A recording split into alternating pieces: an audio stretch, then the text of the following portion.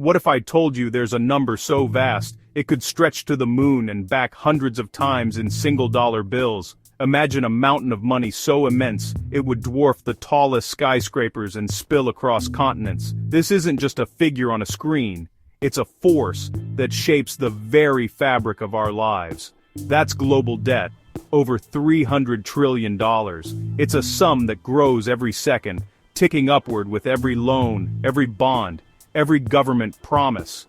It's more than all the money in circulation, more than the value of every company on Earth.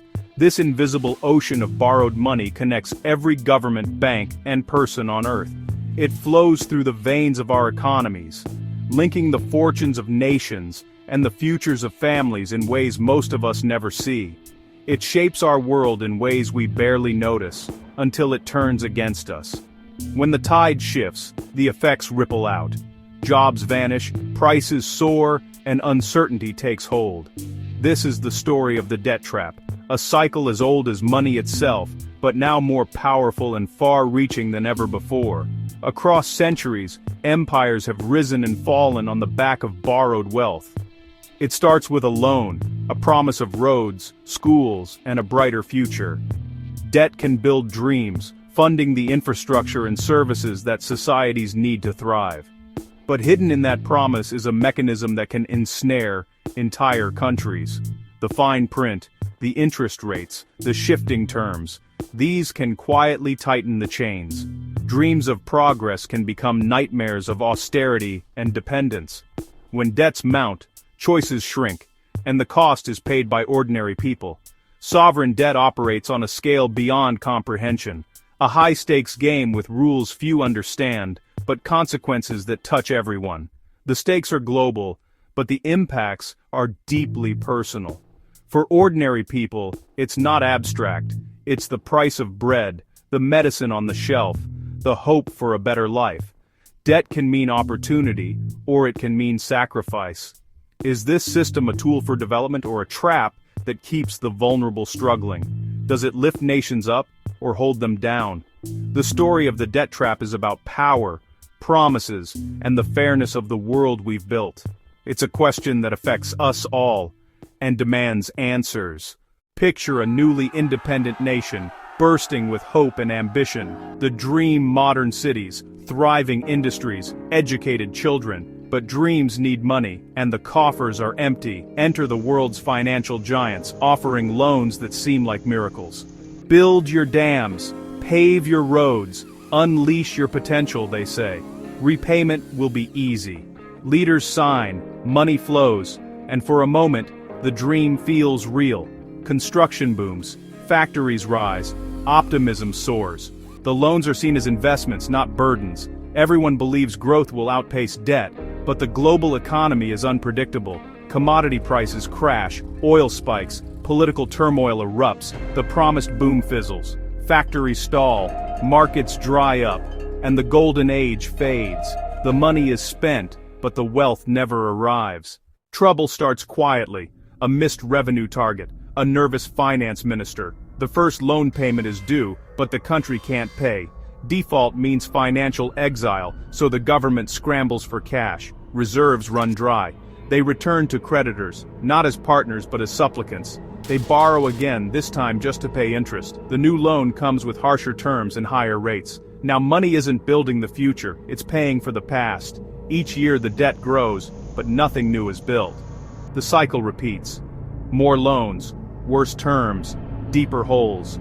Leaders shift from visionaries to crisis managers. The nation's destiny is no longer its own. Every move is dictated by distant creditors. The chain tightens, link by link. The real trap is compound interest, a force as relentless as gravity. Imagine doubling a grain of rice every day. Soon, you owe more than all the rice on earth. Nations borrow, then borrow more to pay interest, and pay interest on those loans too. Debt grows exponentially, outpacing any hope of repayment. Even with brutal austerity, cutting spending, raising taxes, selling assets, the hole deepens. The treadmill runs faster than the economy can grow. Each new loan comes with tighter controls from creditors. Sovereignty erodes. Decisions are made by lenders, not citizens. The country becomes a subsidiary, managed from afar. The engine of debt is now in the driver's seat. The nation sprints, but only falls further behind. The trap is set, and escape seems impossible.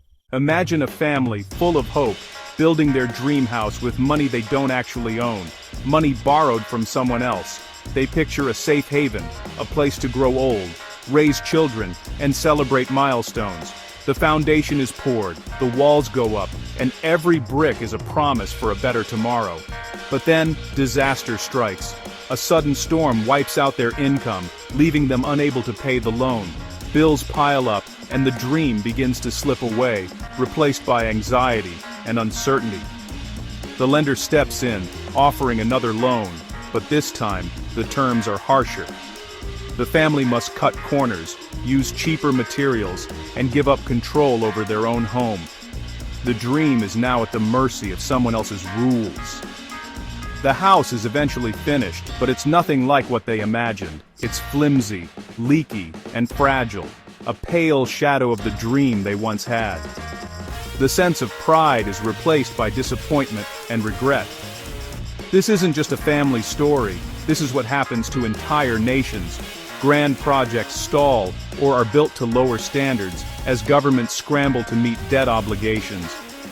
Across the landscape, concrete skeletons and rusting machinery stand as silent witnesses, monuments to broken promises and abandoned ambitions. What was meant to inspire now only reminds people of what was lost. The economy becomes a house built on borrowed sand. Stability is just an illusion, and the foundation is always shifting, never secure. The government's focus narrows to managing debt, not building the future.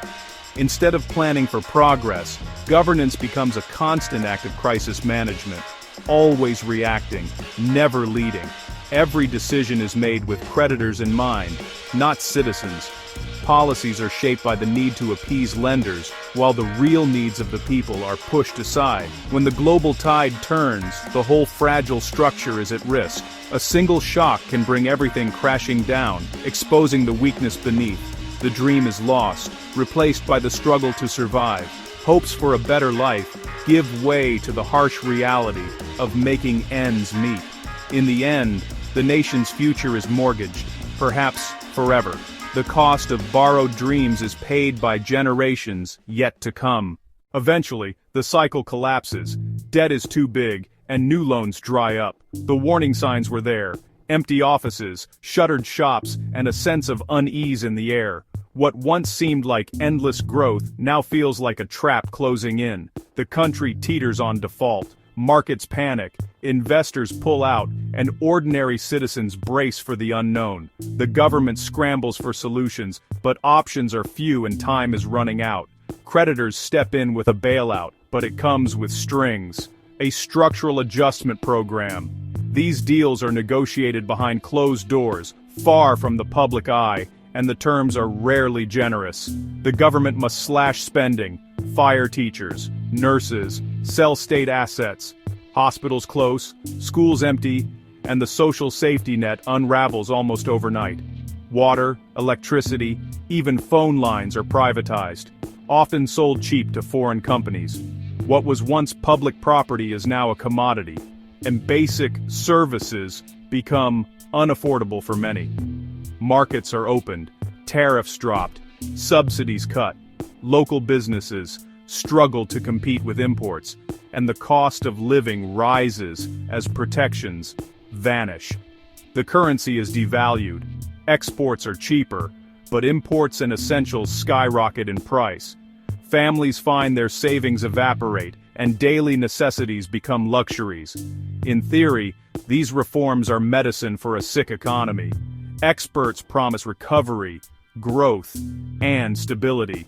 Eventually. In reality, they feel like punishment to ordinary people. The pain is immediate and widespread, while the promised benefits seem distant or out of reach. The public had no say in the loan, saw few benefits, but now bear all the pain. Trust in leaders erodes and frustration simmers on the streets. Sovereignty is a memory, policy is dictated from abroad. Decisions that shape daily life are made in distant boardrooms, not by the people themselves. The bill is paid not in dollars, but in lost jobs, services, and hope. The social fabric frays, and the future feels uncertain for an entire generation. The nation serves a balance sheet, not its people. In the end, the numbers may add up, but the human cost is impossible to ignore. What does debt look like on the ground? It's a shuttered school, children working instead of learning, a clinic with empty shelves, mothers turned away for lack of medicine, farmers bankrupted by cheap imports, forced to abandon their land. The social fabric unravels. A generation's future is erased. Debt becomes a locked door. Opportunity lost. The cure for debt creates deep, lasting trauma. If the remedy destroys lives, is it really a cure, or just another form of suffering? The debt trap has played out worldwide, decade after decade. Some say it's the harsh reality of global finance. Risk must have consequences, and loans must be repaid. Structural adjustment, they argue, is tough but necessary for stability and growth, but others see a rigged system. Borrowers bear all the risk, lenders none. Wealthy nations demand free markets abroad, but protect their own industries. Is the system broken, or working exactly as designed, to keep some nations dependent and others powerful?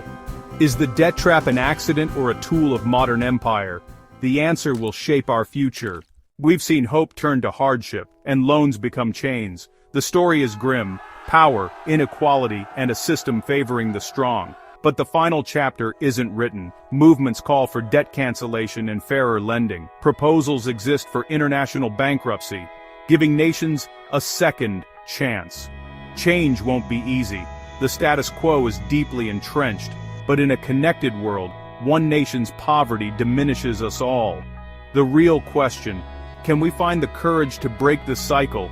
Can we build a system for the betterment of all, not just the few? The answer lies in the choices we make, right here, right now.